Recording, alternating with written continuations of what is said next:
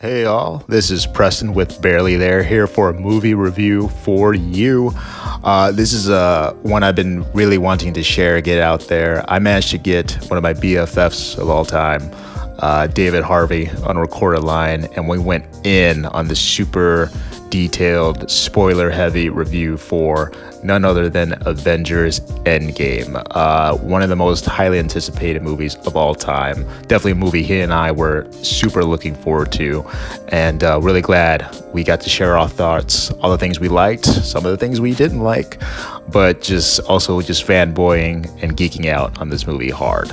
Our first attempt at this ended up being like 3 hours long, and even this one's kind of lengthy, still at an hour and 50 minutes, so I apologize for the length. But stick around, listen, like, comment, subscribe, or don't. We don't get paid for this, so whatever. We just do this for fun. Also, quick shout outs to Jeremy Thompson for doing this cool cover art for Barely There that you're seeing right now, and also Brian DeCoster, who did the profile pic art for the channel Barely There. Love the green. But so without further ado, here's our review for Avengers Endgame.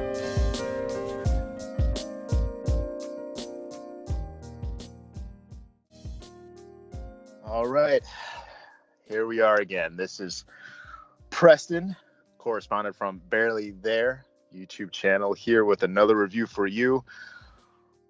I've talked about this movie, hasn't even been a month yet. We've talked about this movie so many times, but it's a movie that deserves this attention, I think.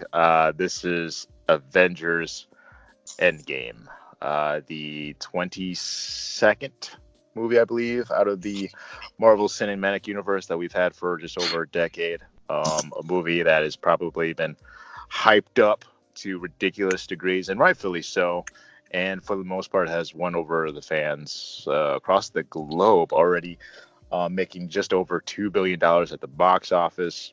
Definitely a film of our generation, and really excited to talk about it with all you guys today. Here joining me, I'm very, very happy to have my cohort, my partner in crime, my lesser half, David Lee Harvey.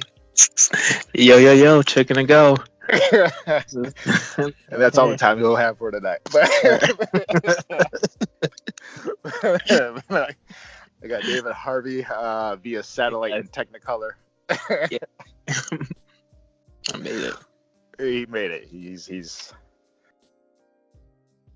there.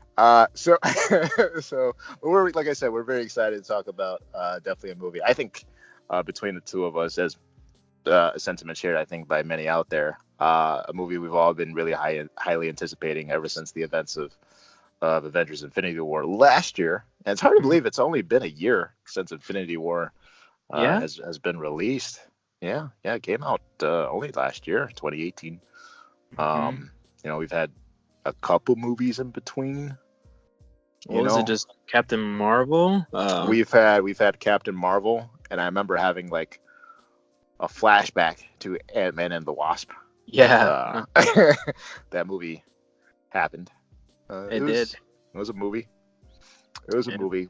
Weird tangent, but I've noticed like the movies like in between the Infinity War and the Endgame, like leading up to it, like the Black Panther, let's just cause some controversy, but the Black Panther, Ant-Man and the Wasp, Captain Marvel, like I feel like they're not the strongest movies out of the Marvel Cinematic Universe. Still good movies, still watchable movies. Yeah, I mean, I would say that Black Panther was probably the best one out of those three. Oh no, no argument here. Yeah, no argument here. But yeah, Bombay. I saw a YouTuber with a really cool shirt. It had Yibambe and it, and the A had the Avengers A in it. I really wanted it. Yeah, it looked dope. Yeah, you need to get that. I'll look it up. I'll get it for you for your birthday. But so it's okay, people. He's a clone. He doesn't have a birthday. So Gemini Man this October. But we're here to talk about Avengers Endgame. Really excited to talk about this movie, as I said before. Yeah. And I think this goes without saying, but we're gonna say it anyway. This is gonna be a spoiler-heavy filled Oh, review. man. Um, yeah. I mean, again, the movie's been out for nearly a month now. I mean, if you didn't want it spoiled, why are you here? But Right. right. Um, but yeah. Really. We started with this series, like I said, more than 10 years ago with the first Iron Man. What Favreau and Downey Jr. did with that just spawned this crazy, crazy, insane um, franchise that we have, this juggernaut that we have today. And it's quite amazing. And now we are quite literally at the end. And naturally, we have many things to say. It's over a 3 hour movie. I think it deserves the right to be over 3 hours. Um, I love this movie. Just a quick thing. I love this movie. Do I think it's perfect? No, but I think it's everything we needed for sure. Um, but uh, but yeah, I say we just dive right on into it. I say we Yeah. dive right on into it, man. Yeah, just Okay. full steam. David and I have talked about this movie at least a dozen times since it's come out, so Oh I feel man. like, yeah, I feel like we're veterans at this. Um, so yeah, like I said, let's just dive right into it. Beginning of Act One. All right. All right. um, a lot of major things happens in this first act that sets up the rest of the movie, as any good movie does. But the first thing we see, of course, is the death of Hawkeye's family. The And snapping. the snapping, yes, the snap. That's a good term for it. I like that. The snapping. Um, the decimation, where literally half of all sentient creatures in the universe get dusted out of existence. The vanished. Um, and it's a great, quick, beautiful scene because it sets up the tone of the movie, because it starts off as a sense of fun in the beginning. He's just teaching his little girl how to shoot bows and arrows. He's just having a day in the life. It's pretty nice. And then as an audience member, you see that dread, you feel that dread coming, because you know what's going to happen. His family's going to get Hmm. dusted. And that sense of worry and panic as he's looking around, where wondering where his family went off to. I think it does a great job of just setting up the tone and what's to come for the movie. Because as much crazy stuff went down in Infinity War, I would say, barring like the last 10 minutes of it, Infinity War was kind of like a light and breezy kind of movie. You know what I mean? Mm. And Endgame is pretty much the other side of that coin. You know. And I think, like I said, I think this intro does a pretty good job of setting it up. Wouldn't you say? Yeah, I agree. I think that it really does show, like you said, like the tone. The tone of the movie was immediately set there when, like you saw it coming. Anybody, like if you Mm, saw Infinity War, you knew that, Hawkeye wasn't in this first movie. Like they show his family. You understand what's about to happen. Like yeah. you saw the trailer. You saw Mm, him running around with his ninja mask on and stuff like that. You're like, okay, right. something stuff happened to him, and Yes. so you kind of saw it coming. This movie was very, kind of like DC gritty, I guess, Mm, like you can just see the sense of like oh, okay, like they lost. That's all around, that's all and around. Yeah. and I agree. Infinity War was just like kind of like a rush, a lot brighter until the end there, until Till like the end. I was gonna say like the last yeah, 10, 15 minutes. Okay. Mhm. Yeah. Sure. Yeah. Yeah. Totally agree. Totally agree. And then the major two things in this first act, the other two major things in this first act would be uh really three, but I'll talk about the first two. One is the the straight shot to Thanos, the straight shot to um the Skywalker curse of Thor just straight up axing off his arm. Hmm. Them realizing that the stones are gone, and then the beheading of Thanos, which I thought was a great. I guess it was a twist. I thought it was a great twist, just to literally axe off the character in the beginning of the movie, because we people had so many theories, and my buddy David here did a really good job of staying away from trailers and TV spots, and and theories of what possibly could happen in Endgame. But I think when I would hazard to say that at least 90% of us as audience members did not expect that like at all. Thanos dying within like the first 10 minutes of the movie, that was insane. And I really like that because it really I feel like for the most part Marvel like really pulled out all the stops in this movie. There's a lot of surprises, a lot of good genuine surprises. Like we were already intrigued to see how this is all going to end, and like that little twist of the beheading of Thanos definitely already won me over, which I really liked.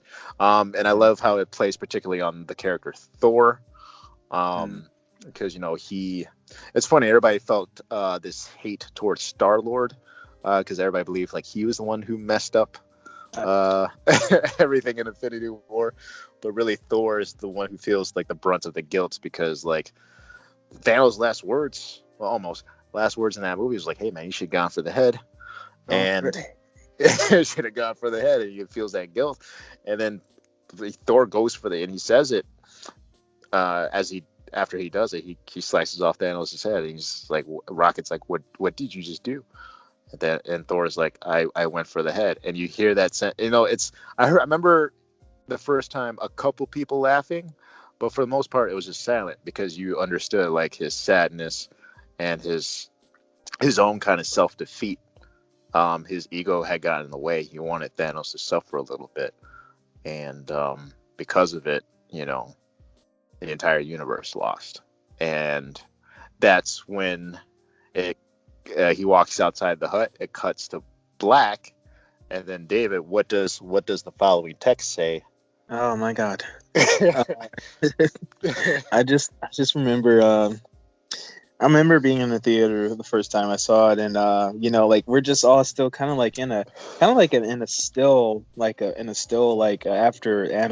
Thanos just got like beheaded there, because it was like wow, like wow, that just happened. It was like, it was definitely like a oh my God moment. And sure, to add on to that oh my God moment, like Thor walks out of Thanos' little hut on the garden planet, and then the screen just fades to black, and I promise you that was the longest like black screen I ever come across in my entire life. Same. Very slowly, I feel like it took an eternity, but the 5 years later popped up on screen. Yes. And it took about 5 years for that to pop up on the screen there, and it was very like wow, like almost like unsettling, and like oh my God, like this is happening. They're doing a 5-year time jump in, and not like I was dreading them doing a time jump, but it was just like wow, like it was definitely like going from one wow to like another wow, like right there. Yeah. And so we got a 5-year time jump here. And one of the first things that we go into is Captain America. Still continuing his role as Captain America here, and but instead of like going against big baddies, he's helping he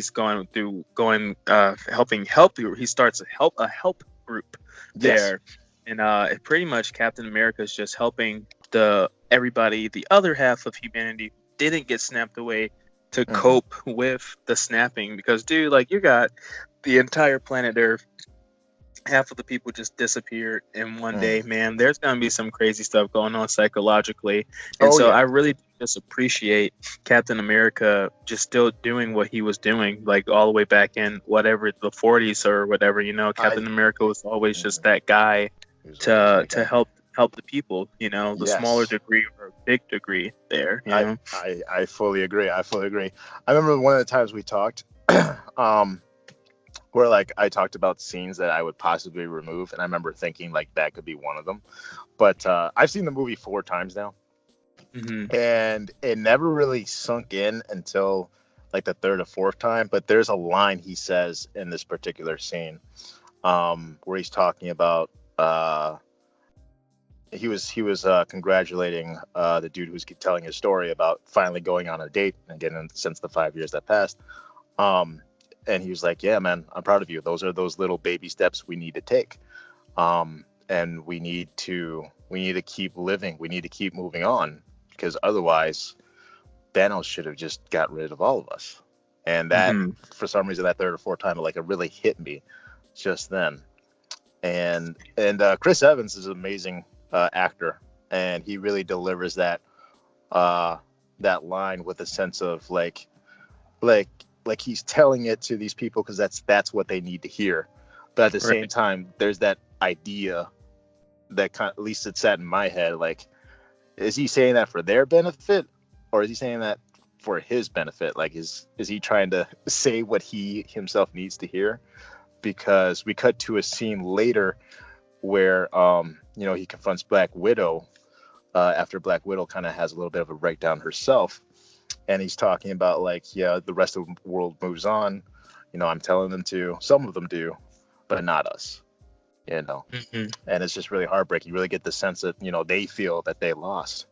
There's a lot of crazy stuff in this first act, people. We got raccoons emailing Black Widows. We got smart Hulks.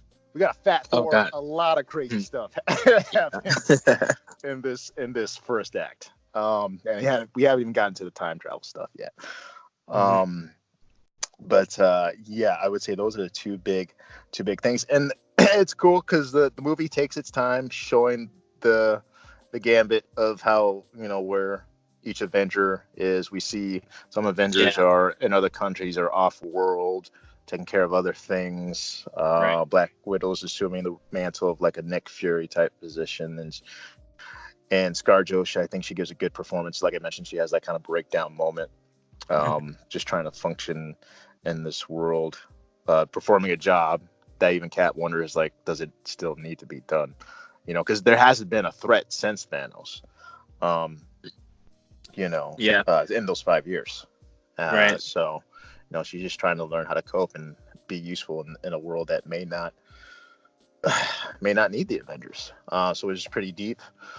But the movie really kicks off when a rat uh, literally sets the plot in motion when it releases Scott Lang from the quantum realm, and he comes back. And this is still one of my favorite scenes of the movie. He comes back. He doesn't feel like it's been 5 years for him. It only felt like 5 hours. He comes Mhm. back. He gets that sense of the dread in the world. He knows something's off. He comes to find about the decimation, and quickly rushes over to, his ex-wife and his daughter's house, and he's just happy and glad to see that his daughter's still alive. And that, I thought that was another very Yeah. touching moment. That was a Uh, very beautiful scene. it was.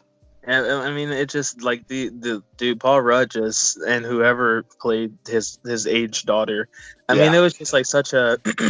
it was just like I don't know, like I've never been like super attached to Ant-Man as a character, but it was just like, Yeah. dude, that was one of my favorite scenes. That just really knocked it out Same. of there when Yeah. Ant-Man, like, he finds out that his daughter didn't get snapped away.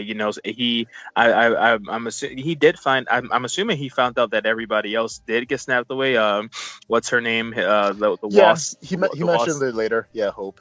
Yeah, Hope Yeah. got snapped away. Yeah. Doctor Pym got snapped away, and Yeah. Hank Hope's Pym. mom got snapped away. He found that Mhm. out, but it was just really great that his daughter was still there. And they just did that scene was really great. I teared up like on that scene there. Same. I teared up. I think the first two times still hit me pretty hard. Um, Yeah. yeah, great scene, beautiful scene. And then he quickly rushes to the Avengers compound, puts the idea in Steve and Natasha's head, but the idea of time travel, navigating, and I find it kind of ironic that they come up with this idea of time travel, and it's the three characters who are like the least bit scientific, like amongst Right. the Avengers. We have just a super spy. We have a man who is literally from the 1940s. We have Scott Lang, who's just pretty much a dope in a super suit. You know. Yeah. And then that's when they go to find the biggest brain that they know, and initially that's Antonio Edwin Stark. Don't quote me on that. Although I think it's Anthony, Anthony Stark. I think so. Yeah, and we see him, and we see the real reason why we had the 5-year jump, because Tony has a legit family now. He has a little daughter named Morgan, and she's very cute kid, adorable. David, you mentioned like how great their chemistry is together. Yeah. Very, very sweet stuff. Just Tony just fine, kind of settling down, living that normal life, which naturally means he's going to die. That's just you give a character a cute kid, you're not long for this world. Right. They're gonna go. Right. They're gonna go. One of you is getting heartbroken like by the end of this.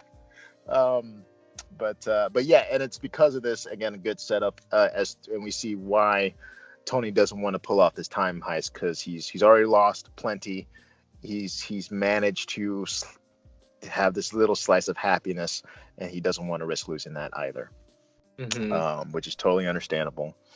But sure. Tony, being Tony, and David, I know this is one of your favorite scenes and lines, is that he figures out time travel through the quantum realm, but he almost just wants to discard it, like he just wants to throw the idea at the bottom of the lake. And then Pepper comes in with kind of the iconic line now, and she just confronts him and is like, yeah, you could do that, but would you be able to rest? What she asks him, because Tony finds out after the other Avengers, Cap, Ant-Man and Black Widow go to him, and they're like, we have a way to bring everybody back from the snap. They present it to him, but they need his help because he's the guy. He's Tony Snark. He's Tony. He knows. I won't argue that. Yes, he knows what to do. And so he figured it out. He pretty much figured it out in 45 seconds. Time travel, as a any normal human to be on time travel. And so Pepper's just telling him. He tells Pepper, and but he's also telling her that he's very reluctant about it. His part of him doesn't want to do it. He just wants to get rid of the plans, like act as if he never found out. But she asks him, would he be able to rest? Would he be able to rest? And that's just something that the second time, like I watched the movie, that her asking him that literally made me tear up.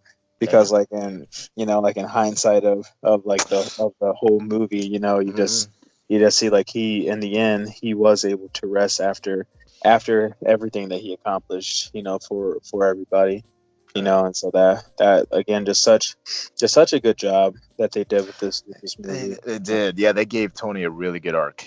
It really does come full circle with that. I really liked it. I just really like the fact, just go off on a quick tangent, I really like the fact that both he and Cap are really the main characters of this movie. Because essentially it started with them and it should end with them.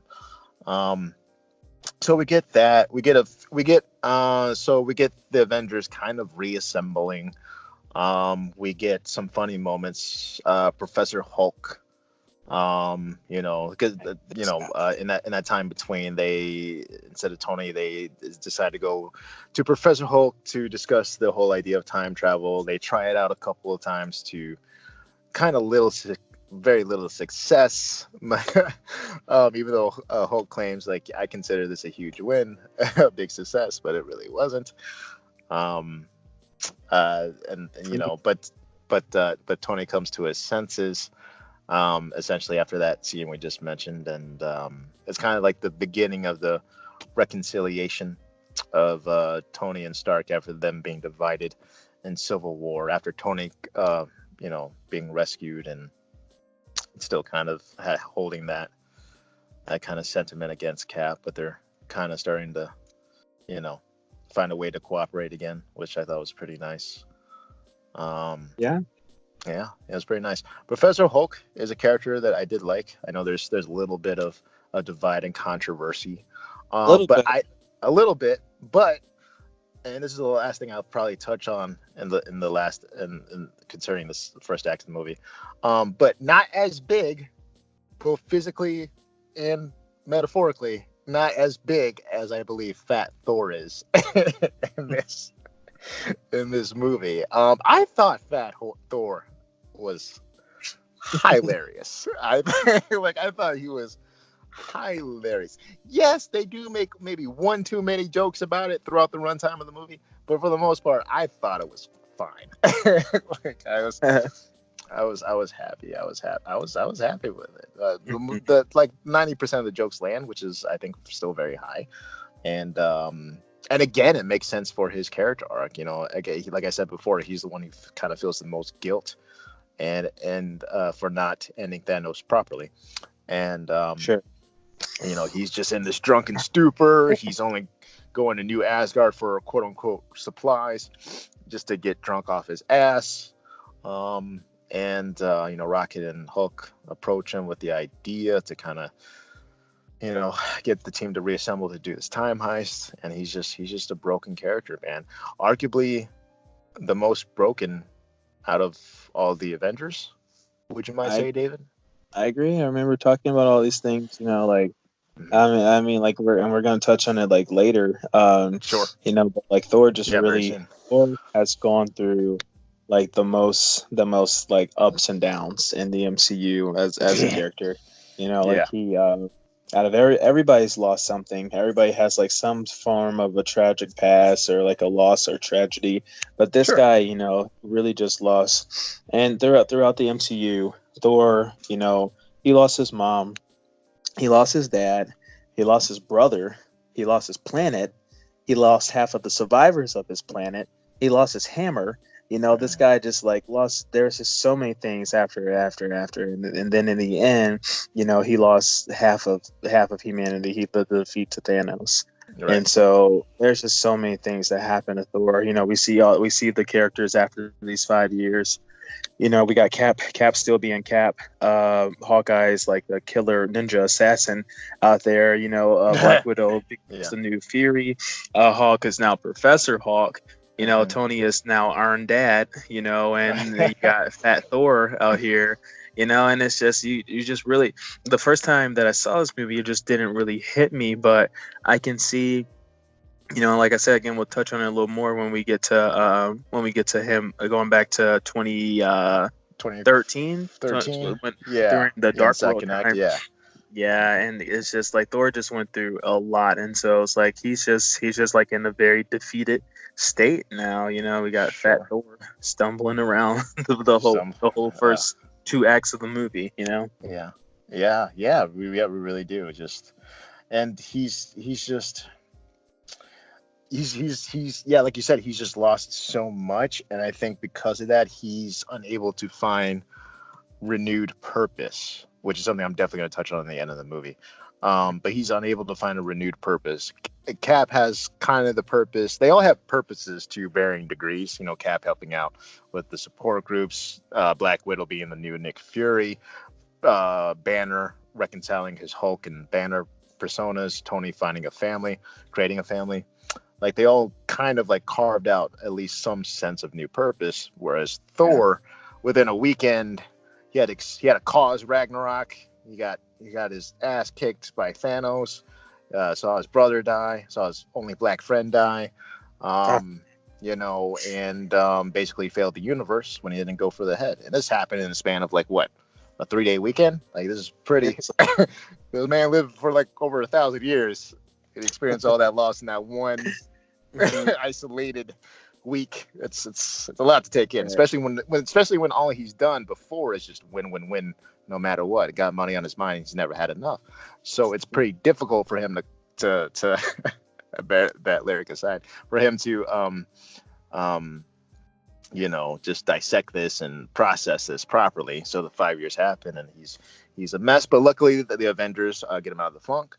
They devised the plan to time travel using the Pym particles and Ant-Man's suit to go back in time, and that's when we have the beginning and through line of Act 2, which essentially this movie I think is two, maybe three movies in one. Act two really is. I mean, there's some setup in there a little bit, but for the most part, Act two, I would say it's mostly fan service Oh for the yeah, most for part, sure. but to the best degree.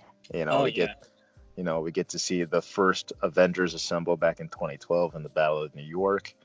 We get some great moments to Cap saying "Hail Hydra" in reference to the comics and of course the previous movies. Um, we get to see Cap fight Cap, which is pretty dope. Hmm. Um, we get to see uh, the Ancient One, which was a cool surprise. Uh, and we get a little bit of setup there. But since we just talked about it, let's talk about the fact that Thor and Rocket go back to the events of Thor: The Dark World, literally to the day where his mother died. Um, and it starts off really funny. They're sneaking about trying to get the Reality Stone from Jane at the time of that movie, and Thor's still kind of bumbling around. He gets confronted by his mother. She knows that he's from the future. He tries to tell her, "No, I'm not from the future." Yeah, I'm totally from the future. It's a cute, funny moment. Um, and and Thor's kind of lesson to learn here is a very good line by the actress that like, yeah, you failed. You're a failure, and guess what? That makes you just like everybody else. Thor feels like he's not supposed to be but like everybody else. Going back to what I said earlier, this is a man who's lived for over 1,000 years, who's not done nothing but win. You know what I mean? He's done nothing but win. He kind of had, I don't want to say like an arrogance, but something of an ego. Like in all his movies, whether the Thor movies or even the other Avengers movies, like he's kind of always come out on top. You know what I mean? And this is the Yeah. first time he's lost, and he's lost a lot, and he's lost real hard. And his current brokenness, like I mentioned all those things that happened with Thor, but I think like really in this movie he is really marinating on Thanos, on the snap there, like on the Sure. Avengers losing for the first time. But you really got to think about all the things definitely that happened before in his past. But yeah, I think that was that was a great time that he got to spend. That's what we needed. He needed that moment to kind of come back, because again, like Thor was just so, it was hilarious. Like I laughed a ton. It was a Mhm. very like Ragnarok kind of humor, like Phil Yeah. with fat drunk Thor. There's one part when they were planning the time heist to go get all the Infinity Stones back to undo the Mhm. snap. When they were planning it, they were talking about the ether, and like they're like, okay, Thor, you probably know the most about the ether, and they flash over to him, and he's sitting down in a chair with his sunglasses on, and Yeah. he's like unresponsive, Yeah. and they just like for like 10 seconds, like, Is he I asleep? think he's dead. I think Like, he's yeah, dead. yeah, like that was hilarious. I laugh at that. Like I laughed at that very hard, like both times that I saw the movie, but like after a while, I was kind of like, okay, man, is he gonna be like this the whole movie? Yes. And this is really what it took. It took this part, this scene here with his mom for him to get Right. back in the game. Right. And it's just the last thing about this. And this didn't occur to me till the fourth time I seen this movie. This movie's got layers upon layers. This fucking Inception up in this piece. It didn't occur to me like it really did take specifically his mother to bring him out of this funk, because Rocket Mhm. tried. Yeah. Like out of all the living beings, like in their natural reality, the only one that could possibly bring him out of his funk would be maybe Rocket, because of that kind of sit down scene they had in Infinity War, and they kind of bonded a little bit. Hmm. Like, what more do I have to lose? I lost my brother, this and that.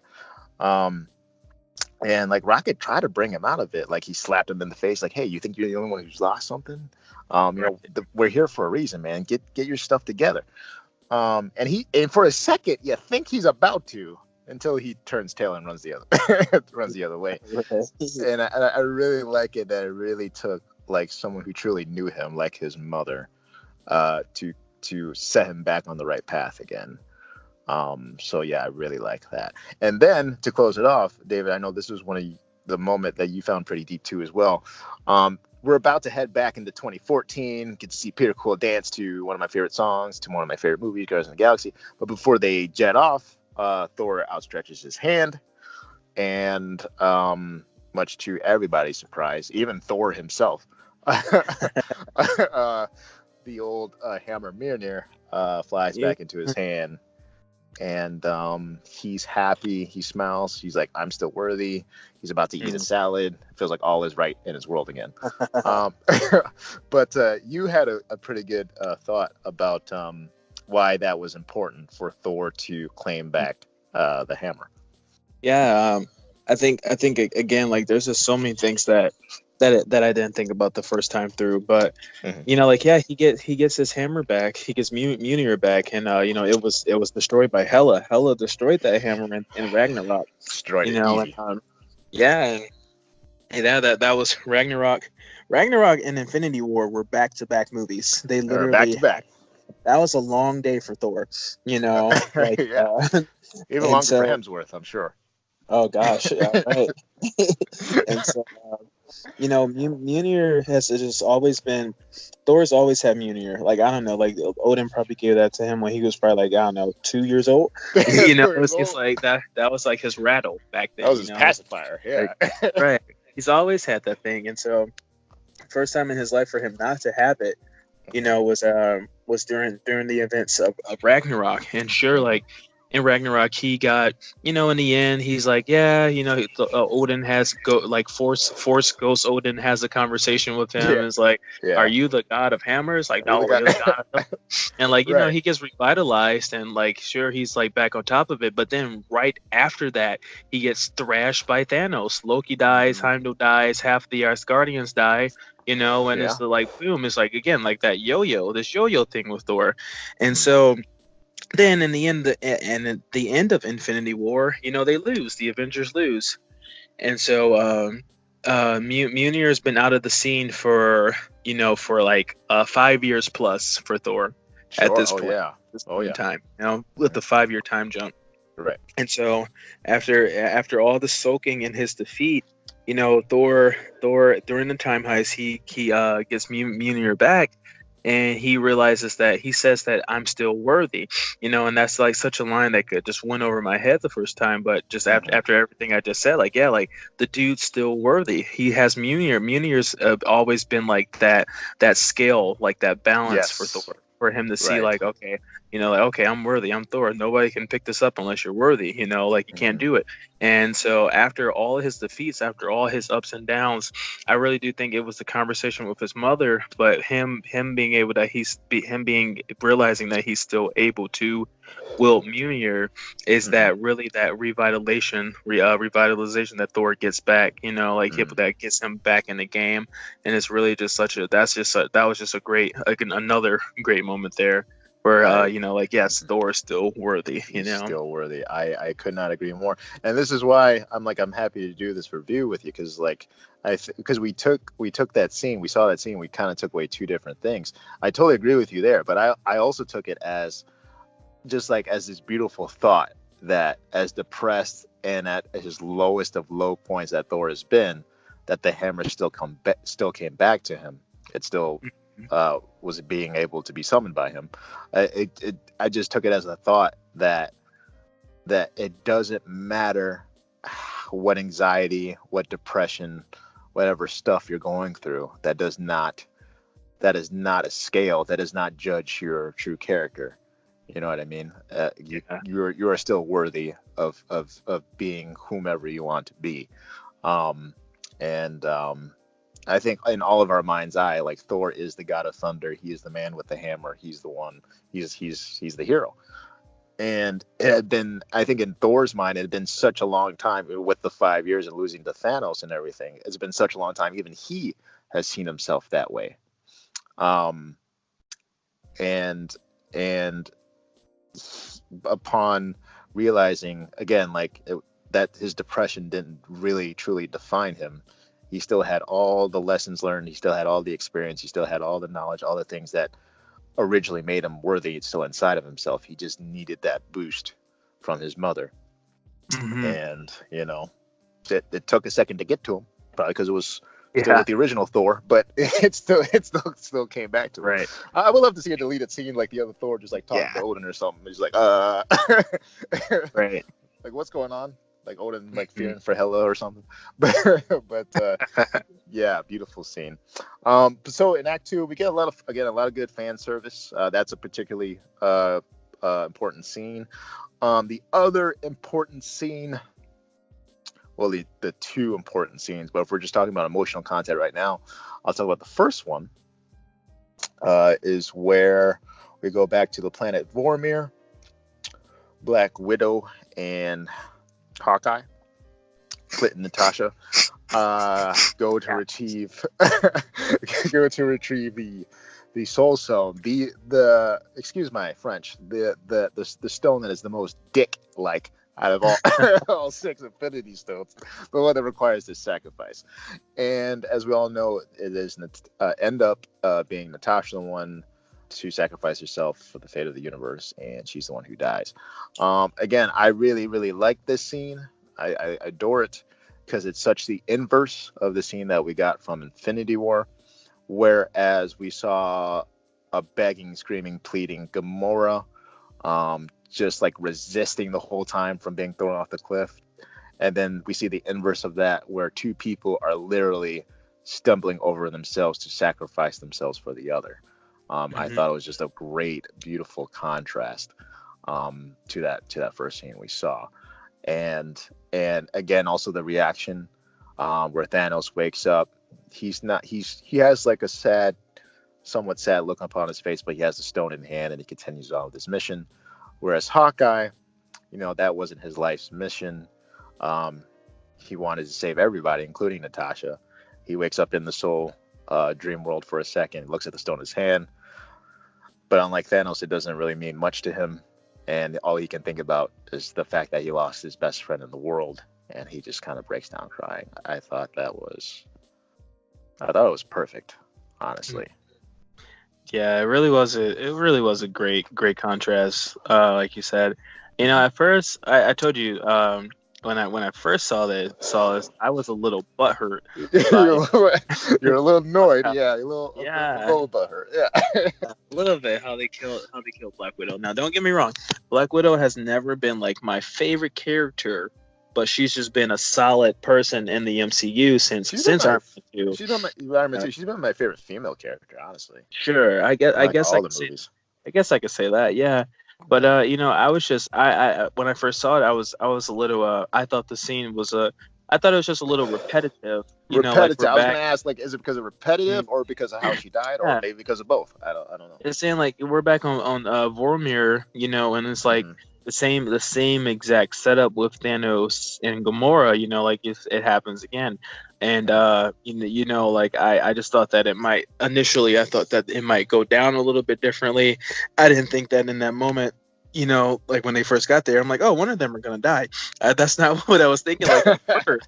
But then it's like as the scene progresses, I'm like, okay, one of them are gonna die, and I do appreciate. I have a new appreciation for the scene afterwards, because it was like, it was the contrast there of seeing like you said, Thanos like his twisted drive and ambition, pushing Gamora off there when she's like screaming, no, like you don't love me, like he really did love her, but it was like he was own way.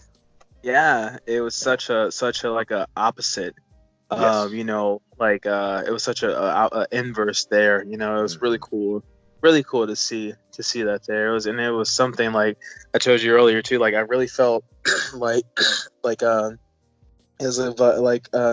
felt like I was Hawkeye in that scene. I felt like Black Widow was looking me in the eye. Telling please don't let go. Like, let it go, and I'm like, I don't want to let you go. No, it was just like another very teary eye moment, and afterwards, like when Hawkeye like wakes up with the stone in his hand and was like, oh my god, did that just happen? Like that just happened? Yeah, they did it. Oh man, they did. They really did it. They really did it. And just one last thing to add, after seeing the movie multiple times, it hit me on the fourth time. Like I felt really sad when you finally see all the Avengers assemble, and Black Widow's not there. Man, like, It's just seriously. like, damn. Right. Yeah. It was a gut punch. It really was a gut punch, Yes. you know? Yeah, it really was. But yeah, great scene. And the only other thing to note, just plot wise, is in the second act is that they get all the stones, with the exception of the fact that we got a little switcheroo with Nebula. Unfortunately, the younger, slightly more ruthless version of Thanos catches on due to Nebula's Wi-Fi getting crossed up, and Gotta have those passes, man. You know, people, protect, use high, what do they call it? High Security. high security. Thank you. High security passwords. Don't make it Nebula 123. Make it a high security. Make it a high security password, because they see through Nebula's memory bank, if you will, that the future Nebula's there, and he sees the natural outcome of everything, and devises a plan so that he can come back and stop the Avengers, which is pretty cool. So the Avengers come back. And the beginning of Act 3, they're assembling a new gauntlet. Tony's able to fashion himself a new gauntlet that the Hulk is able to wear, and he snaps. And I love how they play this out, because it kind of leaves you with a little bit of suspense. He snaps, it pretty much nearly fries Hulk's entire right side of his body. And he was the strongest Avenger at the time. And I love how the scene plays out, because you're not quite sure. There's no quick indicator that the snap worked, Yeah. But you get that little phone call coming from Clint's phone, and we see it. We see him pick up, but then we also see Ant-Man staring out the window, all hopeful. It worked. Just watching those unsnapped birds just twitter around, just fluttering around. Yeah, he's like, wait a minute. Those birds weren't there before. I know this. I'm a bird watcher.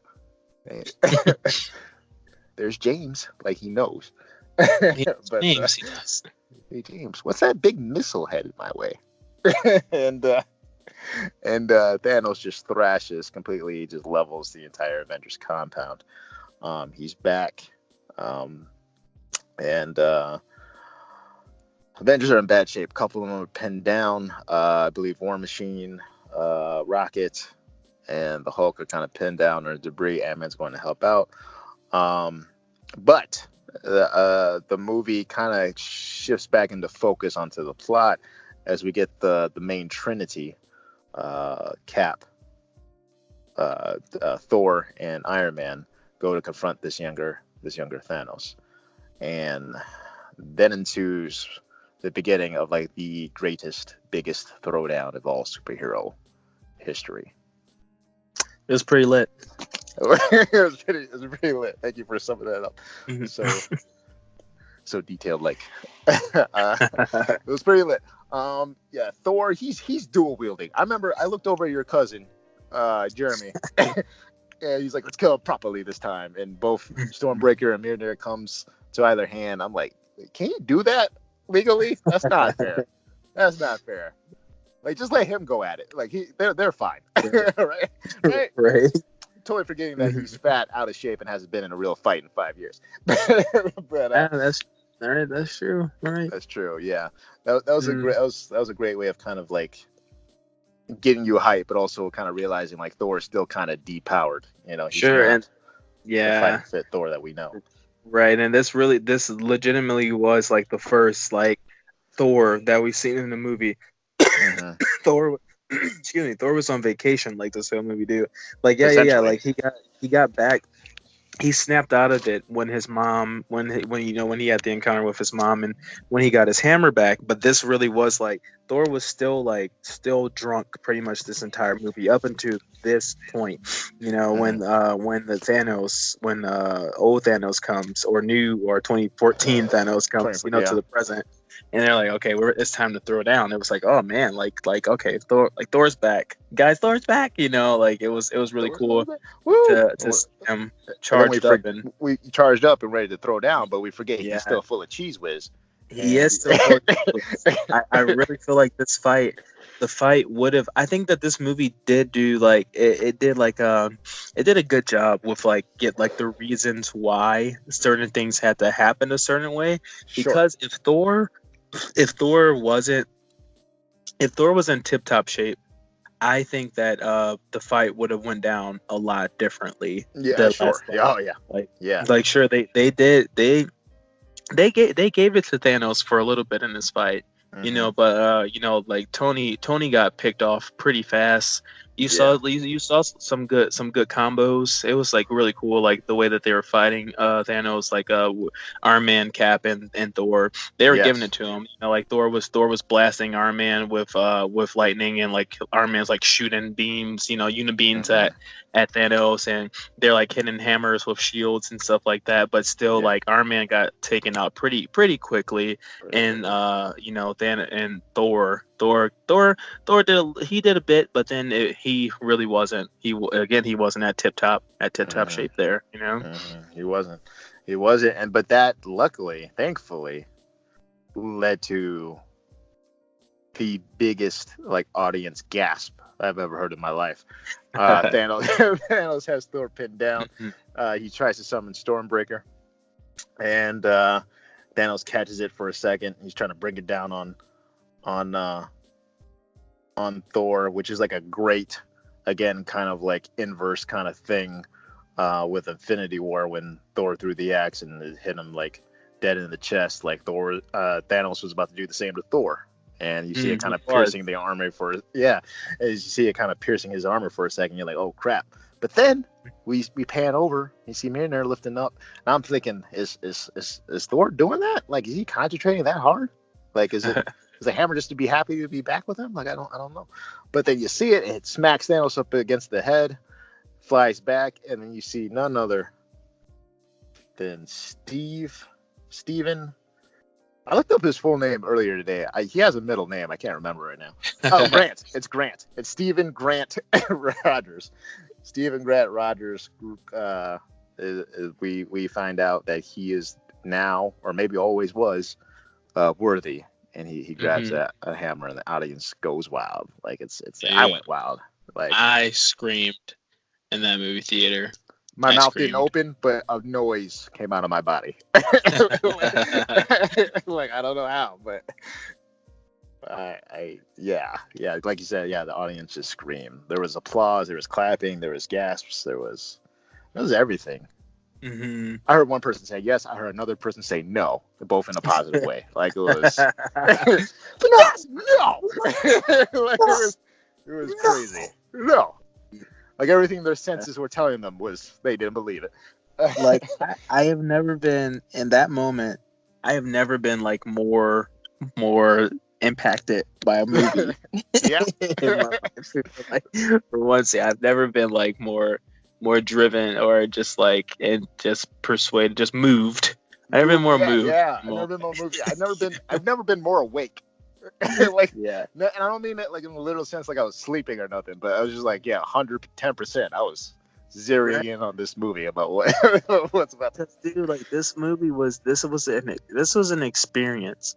I remember we mentioned this last time. Like, I mentioned this last time. The way that I talk about this movie, I'm not trying to make this movie sound like the best thing ever made. Like this movie is like just like so darn perfect, but this isn't just a movie.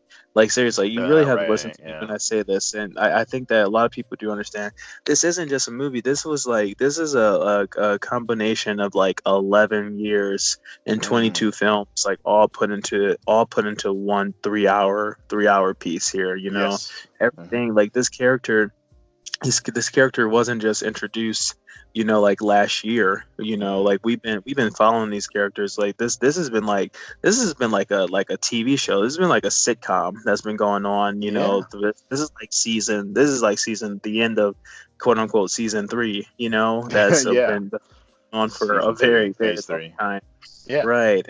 And so like when you see this character, when you've been involved with this movie, like you see this character picking up Thor's hammer, Captain America picking up Thor's hammer, it was just like something that I think it would have made any normal fan jump out of their seat, like jump Oh, out yeah. of their skin when you saw this, man. And it was this movie. I know definitely that scene's going down like in like top 10 history list there of like Without a doubt, of top 5. Like, yeah, for sure. That's like the most. That was the hardest I've ever nerdgasmed. It really was. Yeah, It was just beautiful. The movie gave me something I didn't know I was looking for, but I Right. really, really wanted. exactly. Like I never said to myself like, man, I want to see Captain America holding Thor's hammer. Right. Like I never like even after Age of Ultron, even after he Age of butched Ultron. it, Yeah. I was like, it's kind of like, oh, okay, he butched it, all right, and then then that was it. That was the end for it. But Sure. yeah, it's like I never knew like how satisfying that would have been. I never dreamed about that, but it was a dream that I didn't know that I had. Seeing Captain Right. America It was a dream I didn't know pick I had. Yes. Thor's hammer and the things that he did with Oh that my hammer. god. Oh my god. So first thing he spins it. He spins it really fast. He clocks Thanos up against the chin with it. It's like, okay, that's pretty cool. And he tosses the shield. He tosses the hammer. He's doing combos with it. He raises the hammer on high. He summons lightning and just literally just brings lightning down on Thanos. It's like when were you practicing? Will you Right. just do Cap got the hyperbolic time chamber? Thor was sleeping one day and he just went and he grabbed this hammer and like went in there for a year. He's just like, because that definitely looks, that is not the first time that this man did this. He has not seen Thor use that hammer in action really since Age of Ultron. When you really think about really think about it, he wasn't around for Civil War. Thor was off Ragnaroking. And by the time he got back in Infinity War, he had Stormbreaker. Like I don't understand how he was able to do all that. It's just power of belief. I don't know, but he went to town on Thanos, and it might have been my favorite fight scene in the movie. Dude, I love him using he hit his shield with the hammer. Yes. It's just like, bro, and he did more damage to Thanos than Tony. Any single one. Tony, Thor. Yep. Yeah. Yeah. Which is again another stark contrast with his scene with Thanos in the Infinity War, where all he did was just grip the gauntlet and just try to hold him back. And he apparently it was revealed the only reason why he was able to hold him back for a second in Infinity War was not because he was like strong enough to. It was just the fact that Thanos was looking down at this mortal and he was just confused. Like he was just like, this mortal's like trying to stop me. Like it just kind of caught him off guard for a second. But then he regains his senses. He clocks the crap out of Cap. But yeah, it's such a stark thing, no pun intended, to see Cap really go toe to toe with the Mad Titan, and it's awesome. However, it doesn't last long, unfortunately. And Thanos used X Factor. He did. Yeah, X Factor. He turned red and he started going ham. He even breaks down Cap's shield in half. Mariner's gone from his grasp, and he looks around. He's kind of the only one left standing. And we talked about this before too, where just that beautiful shot. Like I want that as a mural somewhere in my future home, where it's just like this kind of fiery dark background. It's just Cap standing off against, it's awesome, triumphant. I don't want to say triumphant, but just like inspiring moment. He looks at his broken half shield. He just takes the leather grip and just tightens it. He's like, nah, I'm going all the way till the end of the line. Like I'm going out, but I'm going down swinging. And it's just that shot of just him alone against Thanos summons his army. It's just him against Thanos and his army behind him, and he's ready to lay down his life. He's like, he was like, if that was how he was gonna go out, that's how he was gonna go out. He was gonna go out. So no regrets. But luckily, thankfully, appreciatively, coincidentally, another word ending in Lee. We have we have none other than Sam Wilson come over the comms and say, "Hey, Cap, this is Sam. Do you read me?" And then also I remember the audience cheering when he said he finally got to say it, on your left. And then so begins we just see every single, the exception of Black Widow. Yeah. And Vision. Nobody cares about Vision. But we see really. we see every it's okay. We've seen every hero that's ever heroed in the history of heroing in the past 11 years just come back. And it's a sight to behold. I remember the audience cheering pretty hard when Spider-Man came up, even when Pepper came down in her Iron Man armor. Yeah, dude. Cool. Pepper flipping pots, man. That was my favorite.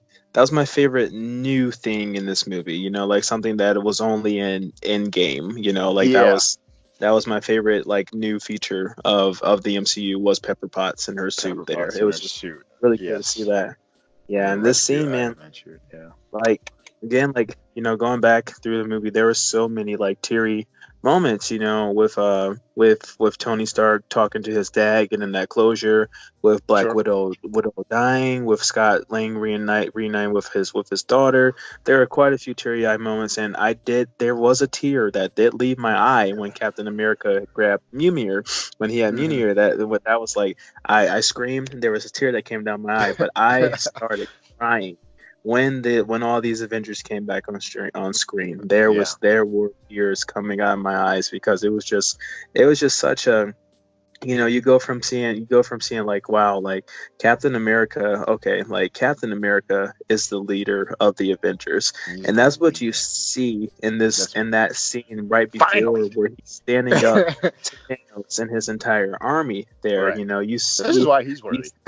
Yeah, exactly. You see this lone Avenger, the first Avenger, standing up in this final battle there, you know. And I just love how this movie paid so much attention and paid emphasis on Captain America and Tony Stark. These two guys were the leads of this movie, and I do believe I have to say that they both really had an equal level of importance in this movie. And so like you see Captain America squaring off with Thanos and his army, whatever it takes, he's going in, this is about to happen. And then you see this beautiful shot, every single one of these Avengers coming in back on screen, and it's just like the hope, the song, you know, the music, the Avengers theme, man. And it was just beautiful. Like it was just a shot of the year right there, man. You know, it starts to charge. You know, like all these. Cap finally says it. He finally says Avengers Assemble. That's when I cried. All this time I just wanted Grant Rogers just to say Avengers Assemble. But hey, if there was a time to do it, it was definitely then. And he finally says it. And let me just say, like, it just goes to show like how we've grown with these characters and how attached to them we are. Because like you're saying, like tears are leaving our eyes, and we're feeling like every type of emotion as that music swells up. And it's just like, in hindsight, like we fucking know they're all gonna come back. Like we knew that, like going in, buying the ticket. I just watched the Far From Home trailer. Like I know they're coming back. Black Panther's gonna have at least 3 other movies. Like we know they're all coming back. Yvonne Bay, but it still hits you. Like it still hits you when you see all of them assemble. Like you knew in your heart that's what had to happen. But like for whatever reason, our suspense of disbelief is just like, oh crap, we really don't know what's gonna happen. Is Cap really gonna die here? He's gonna face off against his army. And I think that's just a great testament to how well Marvel is at sucking you into their movies and really getting you invested in these characters and these stories. So I just love that. I just love that idea. Definitely. And that charge there, you know, all the Avengers charging.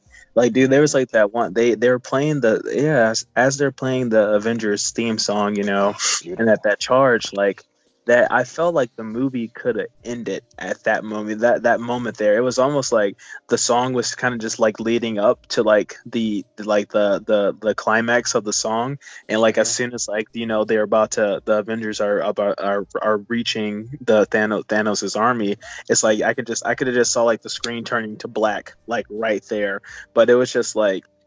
It's almost like that was just the end of like I guess and I don't want to say like a certain act, but that was kind of just like the beginning of like the final act, final act battle of the of movies. Earth. Yes, Right, Battle and for Earth. Yeah. I think one of the first things you see is Drax just running up to one of Thanos's like armies, and he's just like stabbing It's funny. him purposely, A part of me still got a problem with that, but it's funny. It's like stab. Right. Like, okay. Drax just going ham with these knives, dude, with these daggers. Drax going hams with those knives. Right. You see Pepper Potts like going back to back with Tony, which is awesome. You see Spider-Man swinging around. You're wondering what he's swinging from, but it don't really matter. You see Ant-Man just straight up punch a Leviathan and it goes down face first. It's like, oh, that's dope. Yeah, you see just chaos ensues. You get some touching moments between Peter and Tony. They reunite. Gamora and Star-Lord, they reunite. You get a lot of cool character moments. I think the most impactful, or the one with like the most weight that I didn't see coming, was probably Scarlet Witch's standoff against Thanos, which I thought, I'm gonna lead into two things, which is I thought just awesome, especially what she went through after losing her last love, after losing her brother, and now lost vision to this person, and really showed the strength of like how crazy strong she can be. I thought it was a great, and we could talk about this now if you want, a great show off of a strong female character that didn't feel forced into the movie, and a moment that didn't feel forced in the movie, and B, it showed again a great female character that had charisma in history, that they didn't have to sideline for like 2 hours, for her to just magically come back and feel some sense of triumph. And I'm mostly referring to, of course, Captain Marvel, who I'm a huge fan of. I mean, if you like her, that's fine, whatever. But also to next to Fat Thor, the most controversial thing in this movie was the assembling of all the female Avengers shortly after that particular scene. It's okay. I believe the word you used, David, was manufactured. Yeah, it was. I mean, like we talked about it. I enjoyed for what it was. I enjoyed the scene. Sure. I enjoyed the scene. It was cool. Sure, it was a cool scene. I'm not saying that that scene is like was such an eyesore or anything like that. But super disclaimers out there for anybody listening. I just want you to know, we're not anti-feminism or anything along that sort, or for any logical feminist movements. Yeah. But the scene again logically. And this movie, I know we're talking about a comic book movie. I know we're talking about some things, that talking just about time travel, talking raccoons. Right. We're talking about a tree. We're talking Right. about a lot of fantastical stuff, but yeah, a lot of fantastical things. There's just some logistical gears that get set next to each other that you kind of just can't overlook. Yes, it's just you can't. Realistically speaking, in this scene, when Spider-Man has the gauntlet, he's trying to get it to Ant-Man's van so they can, I don't know what they were going to do. They were going to quantum leap it out of there. Yeah, basically send back the stones to the right time. So A, the other realities don't happen, those bad ones, and B, so Thanos can't get his hands on the gauntlet and snap again. So they were trying to get that gauntlet. Get the gauntlet, the snafu out of there. Spider-Man's got it. Spider-Man, Thanos is kind of like, okay, So right after Scarlet Witch, she's about to kill Thanos. Movie's about to be over. Yeah, she was about to kill. She was about to wreck him, and then Thanos is like, "Throw in everything, fire Yeah. everything." Fire everything, He but Sarah he too. goes, Fire everything. he freaks out. He starts Right. missiling the life out of everybody, and then that's when Captain Marvel shows back up in this movie. She flies straight through Thanos's Titanic of a starship there. Yeah. Takes it out effortlessly, and then comes down to help out little Spider-Man. Spider-Man asks her, how is she gonna get through this army of Thanos's army in order to get to the time machine? And she says, I think I find a way. And then every single female Marvel character comes in out of the woodwork in order to help Mantis, them. Okoye, the Wasp. You got Gamora, the Pepper, right, Gamora, Valkyrie. Nebula. Yeah, they all showed up, and I'm just okay. And I'm just saying, main point is that where was every guy? Where was every guy in this moment? Why would, logically speaking, why would only the female characters pop up in this one specific moment? Weren't they all scattered across? I don't know how many acres they were fighting across, but weren't they all kind of spread out a bit? Weren't they all kind of engaged in different things? Sure, they kind of did just come out of hiding, so they weren't exploded by missiles. But it's still like, and I know all of their eyes were on the gauntlet. They all were trying to get to the gauntlet. I'm assuming. It was important. Was every single guy? Where was every single male character in this moment? Why weren't any of them trying to help them? Why, like this? It was just a very manufactured, girl power move in the movie that just didn't really make a lot of sense, and that's why I have a problem with that scene. Sure. Yeah, it just didn't happen organically. Maybe, like I said too, like I think a compromise would be like for a Cap and maybe like one other female to like get to Peter, and then they start, like football, like running back, start going through the crowd, and then like every now and then you see like another female Avenger like help out, as opposed to all of them just grouping up together and then head out. I would like to imagine like when this is totally just for funsies, like just seeing Doctor Strange, just looking through all the possibilities. He sees that one where it works, and then he gets to that part where he sees all the female Avengers assemble, and like he just rolls his eyes like, oh well, like this has to happen this way for us to win. Like, there was no other way, I guess. Yes. But yeah, fun scene. Don't want to offend again any of the as social justice warriors out there, but could have been done better. I understand it. I see it. I enjoyed it. But like the Jonas Brothers, I didn't need for me to be there. Like I understand why other people would like it. I see the appeal. But I yeah. That makes sense. Yeah. It makes sense. Doesn't make sense. But so we get to the climax of the movie now. Unfortunately, Thanos runs interference. He gets the gauntlet for a second. Captain Marvel, bless her little heart, tries to stop Thanos. It was a cool headbutt, but then Thanos punches her back in like he almost punched her through time. Like it was pretty. It's only funny to me because again I'm not the biggest fan of Captain Marvel. Again, no offense to those who are. But takes out one of the stones. I believe it's the Power Stone. Punches her in the next week. And essentially, the important detail here is that he has the gauntlet. He's about to snap.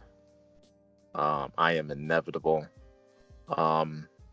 As Doctor Strange is water bending, he exchanges a look to Tony, kind of signaling like, "Hey, this is the one. Ball's in your court." And Tony kind of realizes this, and very sneakily, as Thanos snaps, you hear just a clunk. The stones are no longer in that gauntlet, but they're now on Tony's Iron Man can gauntlet. And RDJ. Oh, this is something pretty cool, Dave. I wanted to talk to you about too. His opposite last words were his iconic ones, as he's about to snap and retort to Thanos, saying, "I am inevitable," he says, "And I am Iron Man." He snaps, all the bad guys turn to dust. I love Thanos' death scene. But the thing I wanted to talk to you about was, like, we thought Thanos' words, Tony Stark's last words were, "I am Iron Man." But I remember reading online, and after seeing the movie the fourth time to confirm it, it was kind of sad. His last word was actually Pepper. Like, he kind of breathes it out at the last second as he's kind of laying there dying. And again, you get this cool kind of inverse of the scene as opposed to Infinity War with Peter dying and dusting in his hands. You see Peter watching his mentor dying before his eyes. I remember reading something else too. It was like the reason why Peter was freaking out and sensed his death first in Infinity War is because of his spider sense. And then I remember reading something earlier today. The reason why Peter was breaking down so early and so quickly and so hardly was because his heightened senses could sense Tony's life ebbing away. I'm just like, damn. Sometimes it sucks to be a Spider-Man to be aware of something bad happening and not being able to do anything about it. Sure. But yeah, Rhodey gets his last moment with him. Peter obviously gets his last moment with him. And then when Pepper, his wife, pops up, he says his name. He says her name for the last final time. And then that is when we come full circle with Tony's arc, because Pepper says to Tony, "Hey, it's okay now. You can rest." And man,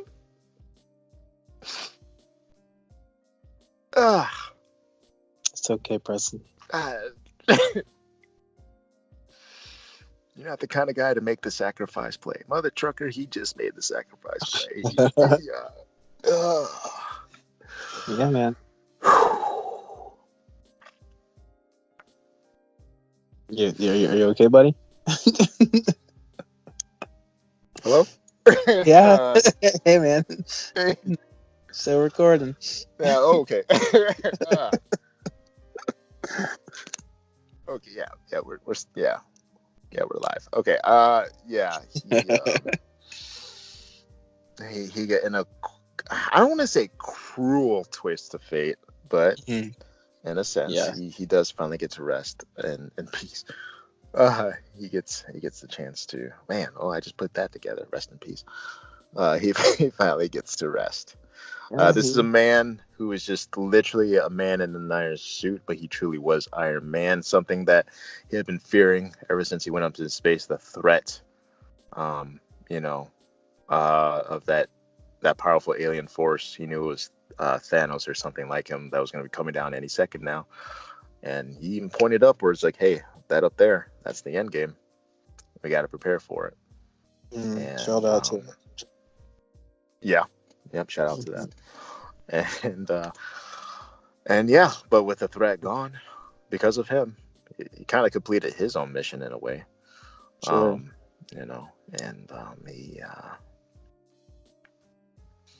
He gets to rest now, and it leads into the funeral. Quick tidbit, in the filming of the scene, Tom Holland, who plays Spider-Man, has been known to be really bad at giving away spoilers in his interviews.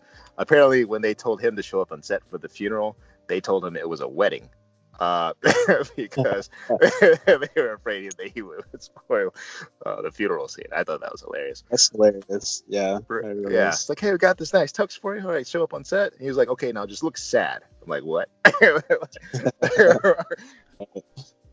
Yeah, and just married. At this point, I'm crying profusely, like, honestly, like, and the first time I saw this, and even the second time, like, even more, like, like, I was just there was just like, wow, like, it was such a just a great, you really, just living.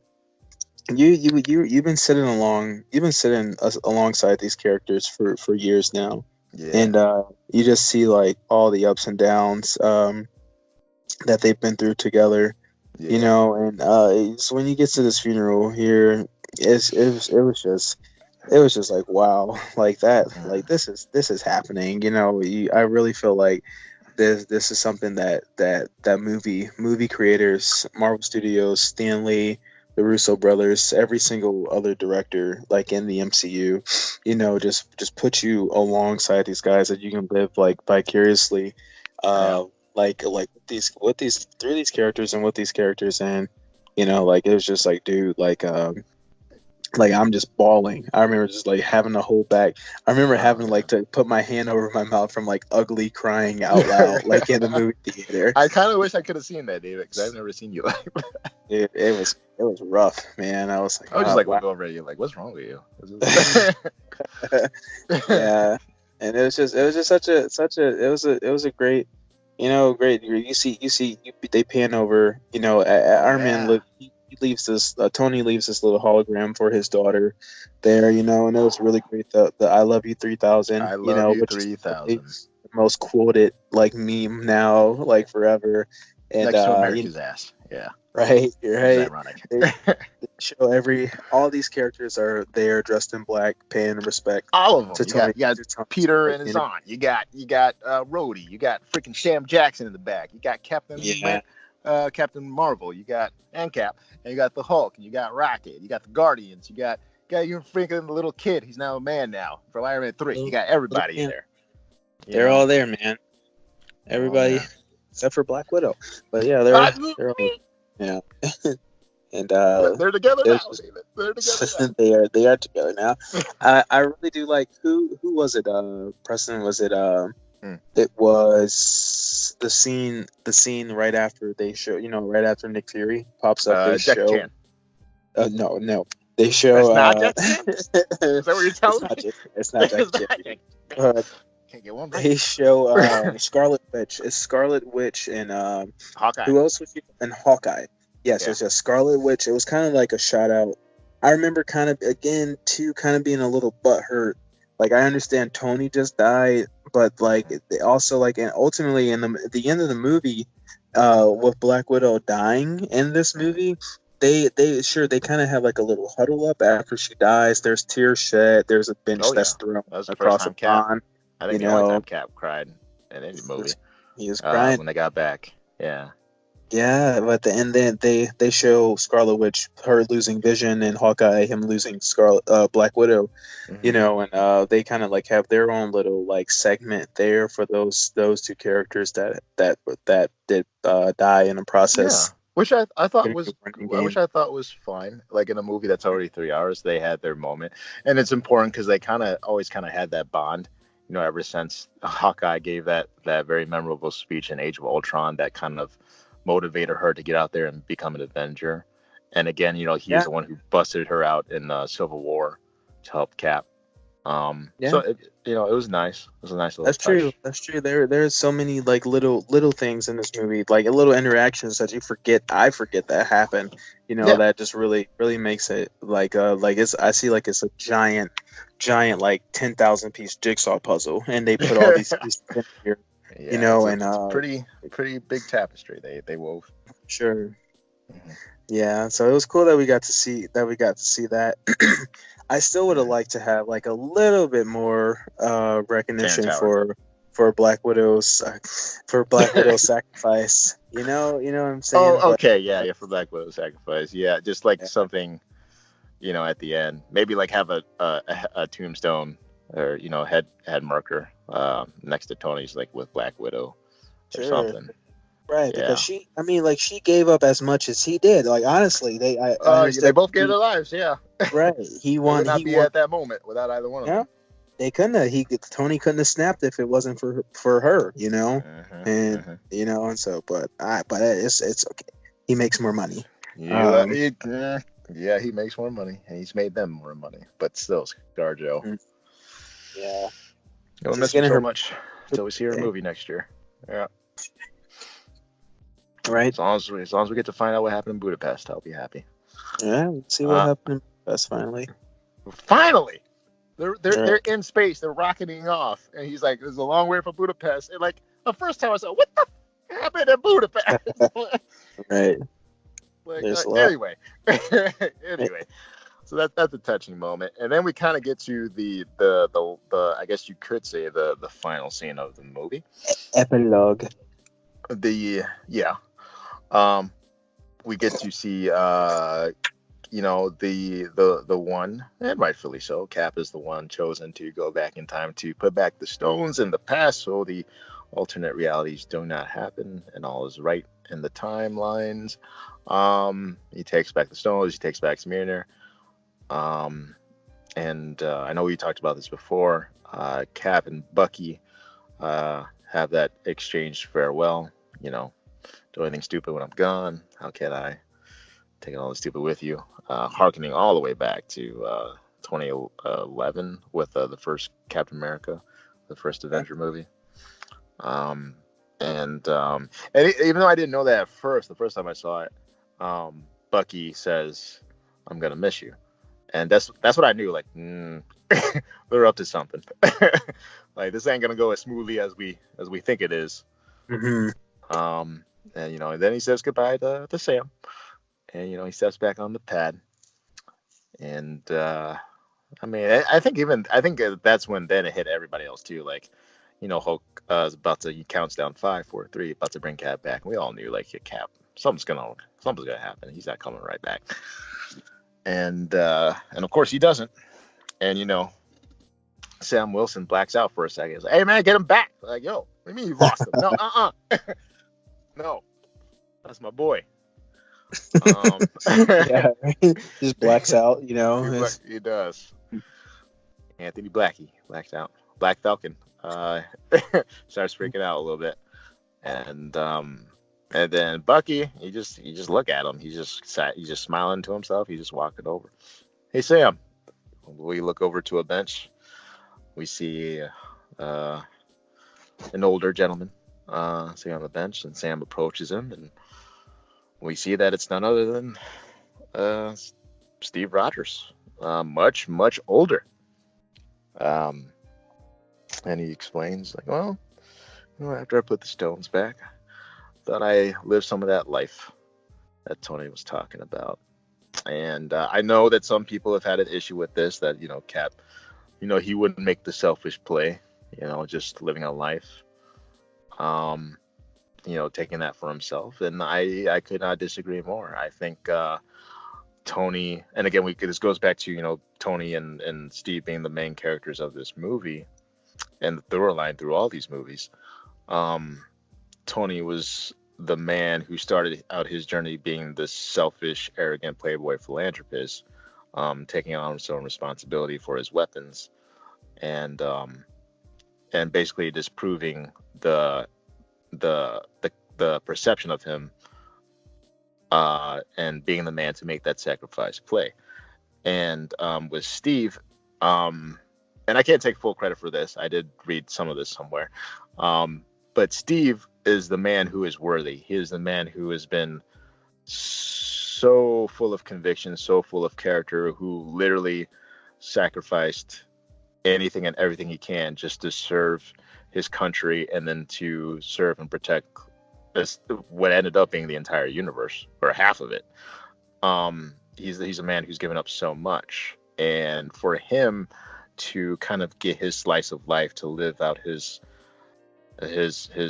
years that he lost after being frozen in ice with Peggy, I think that was him finally just realizing, like, hey, I deserve to be happy too. Like, just allowing the character to breathe and live, which I think is very, very important. And it also shows to the fact, like, he's human. Cap can't be a 70-year-old version forever. You know what I mean?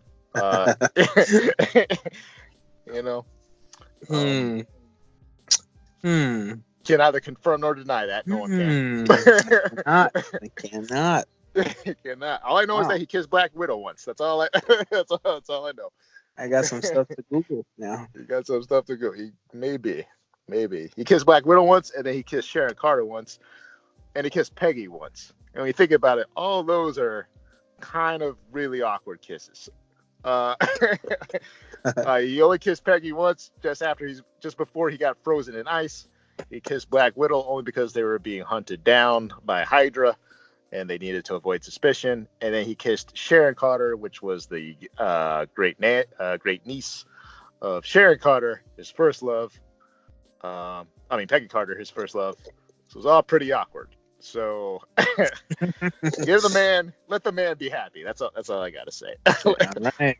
Let the man live. He deserves it. All right, he's done a lot. Everything he did was for us. Let the man retire. Okay, it's okay. I got nothing against that. Thank you. We still got a Hulk. It's okay. It's just, let the man be happy. And then we get the passing of the torch, which is pretty nice. And again, I have no problem with Sam being the next Captain America. I think it's between Bucky. Not saying Bucky couldn't do it. I just think it just makes more sense for Sam to, because it reminds me of another line from the Winter Soldier. It was played off as a joke, but they were having a sit down talk, and Cap is like talking about like Shield, Hydra, it all goes, and then like Sam Jackson looks over everything he does just slower, and it's played off as a joke, but Sam is just as righteous and arguably, like, I'm not saying, I don't know if he could pick up the hammer, but he's pretty worthy, I think, at least to carry the shield. Yeah, I agree. He's sacrificed and done a lot for anyone and everyone but himself. It's been pretty selfless, so I just think it makes more sense. Plus, he wasn't a brainwashed Hydra secret agent out of time. That's a fact. that was framed for being a terrorist. Just on the surface, he just has to fight the whole being black thing in the public eye. But other than that, like he should be okay. All right. Well, Preston, that means they're about even then. Well, yeah, kind of. Clearly, I don't think the world's progressed in that way, unfortunately. We still got dabbing. We still have people playing Fortnite. I doubt racial progress has really advanced that much forward in the 5 years that have passed, unfortunately. but I don't know. I really don't know. But if we got a black president, we have a black Cap. That's all I'm saying. That's very true. Very true. So we have that, and then we have the very last scene of the movie where Steve finally makes that date. They have that dance, and they kiss, and that's it, man. That's the movie. Finn and Finn game. So yeah, I give this movie a solid rental. I think it's pretty good. If you have an afternoon to kill, you want to leave it on in the background. It's like a C plus, a 4 out of 10. You won't remember in T-minus 1 week, kind of thing. Just don't. What you're talking about, Captain Marvel? Yeah. Oh no, that's much worse. 2 out of 10. No, of course. He's joshing. I'm joshing you. No, this movie is fantastic. Okay, so yeah, I think that was a good time, David, just to give like a quick summary of our reviews for the movie. Of course, no, everything I just said was BS. I think this movie is fantastic. It's not perfect. Even though this movie deserves to be 3 hours long because it is the culmination of everything that's come before it. This is the end. Sometimes you kind of do feel that length in the movie. For the most part, you don't, especially if you're a fan that's been invested in all these movies since. But it is a long movie. There are certain things, just like a certain set pieces I felt like could have been cut or just trimmed down a bit. But what more can you ask for? The acting is solid all around. The special effects, of course, Disney, they don't pull no punches with most of their movies. We'll talk about Aladdin later. But it's just a solid, good-looking movie. Solid acted movie. The script has some good twists and turns that you just don't see coming. and it's just a movie where you can just get behind and just feel hype for and just cheer. Yeah, I really like it a lot. It's probably in my top 5 like Marvel movies. I don't know if it's at the top, but in terms of like an experience, like an event, this is maybe like the most fun I've ever had, just kind of being an audience member and just experiencing the movie, you know. Yeah. I do like it more than Infinity War. But those are just the tones of those two movies are so different. It's like I don't want to compare them, but like I shouldn't feel guilty doing so because they're both Marvel movies and they're both like running off the same storyline. So I don't know. It's just weird. But no, I give the movie. It is a high full price. It's knocking on the door. It's got like a toe in the doorway of better than sex for me. Like there are plenty of better than sex moments in this movie, but if I'm being like truly honest with myself, it's just a high full price. It's not perfect, but I will say it is the perfect kind of conclusion to the movies that come before, like it does every movie before it justice, I think. And the only other quick things I want to mention, of course, all the great acting. I want to say I really like the character Nebula in this movie. I thought Karen Gillan, she did an amazing job, especially for a character I was never too attached to in the beginning. Her opening scene with them playing paper football, and you get to see her growth in the movie. That was really good. I really liked all of what's that crap? What's that character's name? It's escaping me at the moment. Mother trucker. Huh? Did you say T'Challa? T'Challa. I mean, he only had like 4 full lines in the movie, but Clint, to give that to me. You know his name. No, actually, dude, I was actually going to say freaking, because I just mentioned Nebula. I was going to say freaking War Machine. I actually really like Don Cheadle in this movie. That's a side character that never gets like too much of the spotlight. Mm-hmm. And I thought, for what it was worth, I thought he worked pretty well against everybody in the movie. I really liked him actually too as well. He had some of the funniest lines. You know, again, the cheese whiz. I think he's dead. The whole spiel they had with just listing off those time travel movies between him and Ant-Man, that was hilarious. Yeah, I really liked just the side characters to the main characters. Everybody put out a solid job, barring Brie Larson. I really liked everybody. So yeah, that's my summary. That's my rating. Awesome. Cool, man. Yeah. Cool. Yeah. This movie was a ride. It was like an emotional roller coaster. Yes. I cried, I laughed, I screamed, like so many things into this movie. This movie was just I honestly I can say boldly that I don't believe we're ever gonna see another comic book adaptation done like how it was done in Avengers.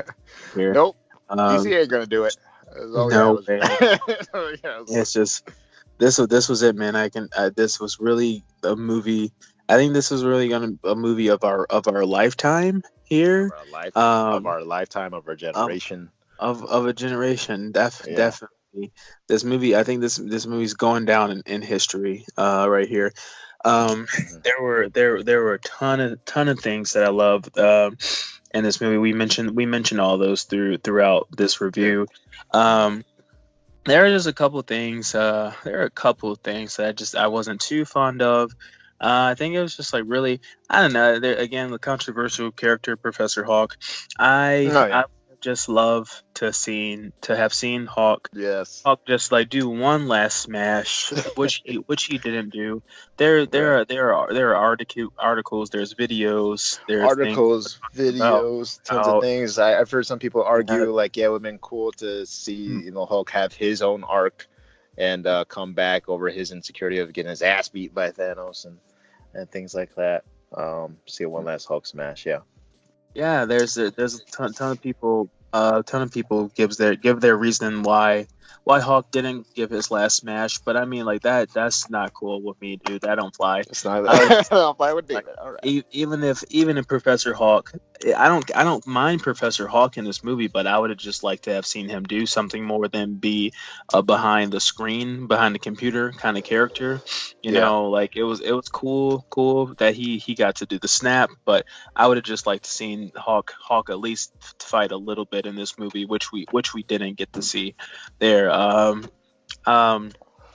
another another big thing that I kind of point out is how Nebula, it was kind of savage of her.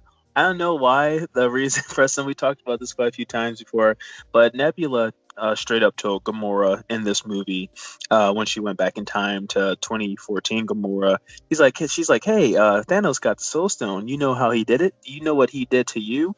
Clearly implying that she knew that Thanos killed her in order to get the Soul Stone, and still she let Hawkeye and Black Widow go get the Soul Stone unwillingly, knowing that one of them were gonna have to meet their demise there. I think Well, that's a I don't know little. if she knew the whole ramifications, I like mean, the just the way. circumstances of what happened. I mean, she wasn't Sure. gonna go. I mean, her already said not it.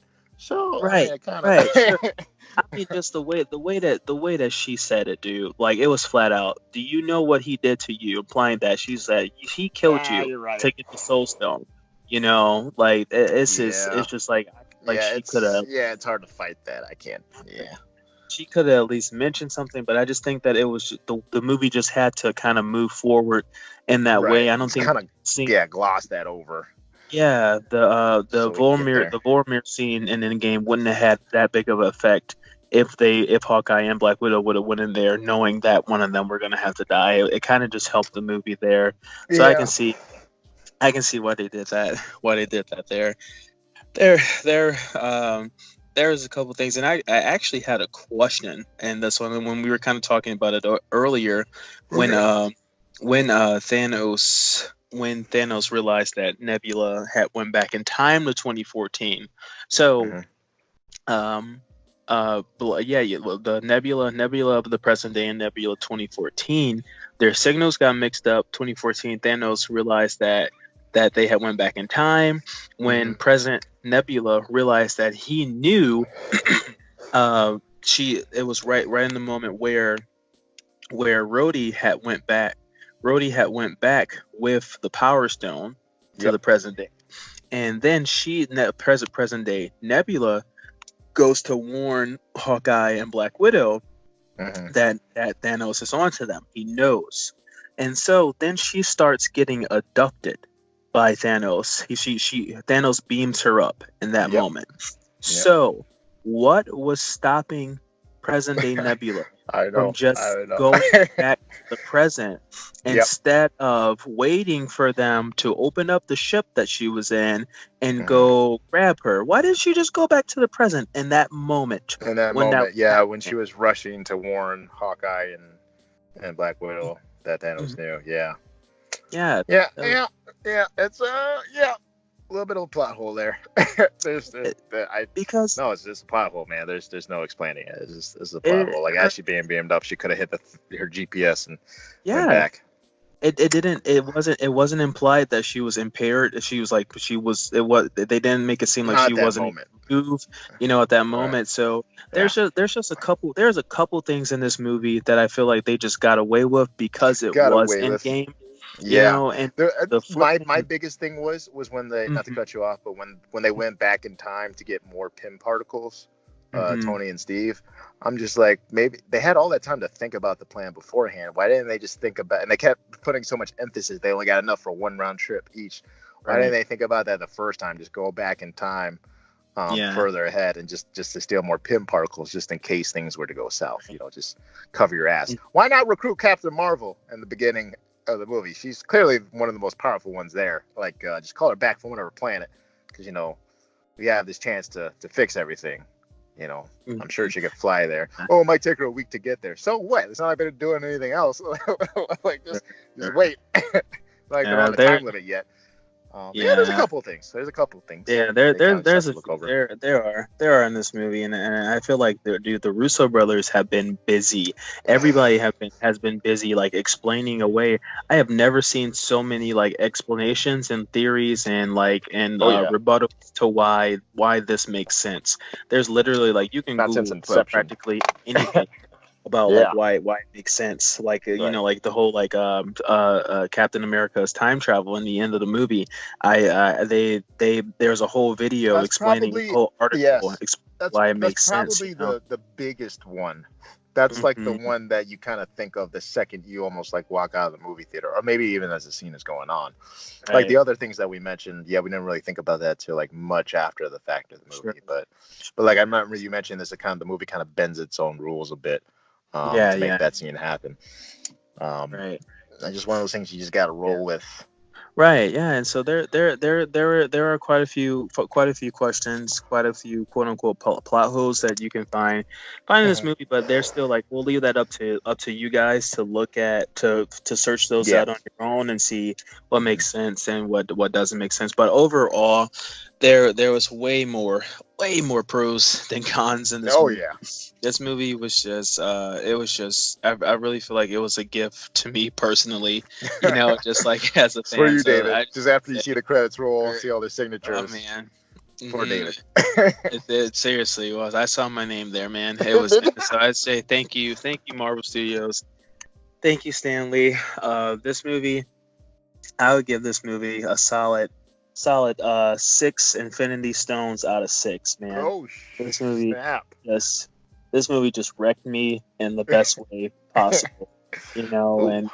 And again, like I say, like this movie's not perfect, but still, like for what it was, for what this movie was for me, out of every critical analysis that I can give to this movie just blew me away. I don't think I've ever thoroughly enjoyed watching a film more than I did this one. Man, that's great. I will not and cannot argue with that. There, all the movies, all its goals it wanted to accomplish, it accomplished. You know, it made you laugh, like you said, it made you cry, it made you feel things, and it brought about a worthy conclusion to all the movies that came before it. Yeah, it's everything we needed. It lived up to our hype, to our expectations, and you know, more often than not, a movie rarely does that. You know, usually we get excited for movies, and they might, at the very best, they'll be good, but you know, they still won't hit a couple of things that we were kind of hoping for. But this movie, you know, really nailed it, man. It did, man. Look at the Game of Thrones series finale. You know, I don't watch the show. Neither do I. I heard nothing negative. It was a pretty big letdown, you know. Yeah. Like there's people who've been watching the show for years. What, it's been like 6 or 8 seasons, maybe. You know, I don't know. But I want to say 8. Yeah. I heard so many people who did not like the conclusion to the series. I did not a fan. Right. It just shows you how possible it is, because Game of Thrones has been an incredibly popular show, and you know, it's like one of the biggest shows in television history. Right, and in the end, it seems like they just failed to deliver. I know I'm talking about a TV show versus a film franchise, but you know, I just kind of the same vein. Yeah, 2 popular series that have been going on for X amount of years, and one pulled off a conclusion great, one not so much. You know, Sure. A bad year to be a Stark, apparently. Oh, yeah, boy. man. Yeah. So yeah, That's it, man. Avengers Endgame, we're in the end. It's the end. game. Set. Okay. Yeah. Yeah, I don't know. We did it. We did it, and I mean that in a sense, like, man, this is it. We finally reviewed this sucker. Like, this is it. I think we covered pretty much everything we needed to hit, which is awesome. So yeah, that's our review of Avengers Endgame. I would say go see it, but I'm pretty sure anybody listening to this has We are already right seen there. it. Right. Like, or if you haven't and you still have some doubt, what is wrong with you? Go What is see it wrong with now. What is wrong with you? Like, You're go crazy. see it. It's good. Do you need to watch all the Marvel movies before it? Probably not, but I would say like at least the past couple, like Infinity War and some of those. Bare, But bare minimum, you have to watch the Avengers movies. Bare at least, minimum. yeah, the Avengers movies. Yeah, actually all of them really. Mhm. The first one in Age of Ultron and Infinity War, and maybe Civil War. Yeah, at least watch those. So you won't be entirely lost. Even though you will be, because plenty of characters will pop up that you won't recognize. But yeah, Star no. Lord. Who? Who? Star-Lord. Sam. Batman. Never back down. But yeah, fantastic movie. So yeah, that's our review of Avengers Endgame. Thank you so much for those who have stuck around and listened to this entire lengthy spoiler heavy review. Seriously appreciate it. Yeah, and like David said, thank you to Marvel, to Mr. Lee, to all the actors, to the people behind the camera, Kevin Feige, president. Just that this is great. Really is just the movie a monument of that. I can't even describe. Just essentially our Star Wars. Our new Star Wars. Our new Right, Star Wars. to say none less. But well, thank you, my dear friend, for having me. I appreciate it. You're welcome. Won't happen again. Okay, well, it's been a blast. We'll see. It has been a blast. Thank you for taking the time out of your busy schedule and reviewing this with me. It was actually very nice. Yeah, I really appreciate it. No problem. No problem. All right. So yep, Avengers Endgame review. Thank you very much, everybody. Again, this is Preston with Barely There, and as far as Avengers is concerned, we are there. We are.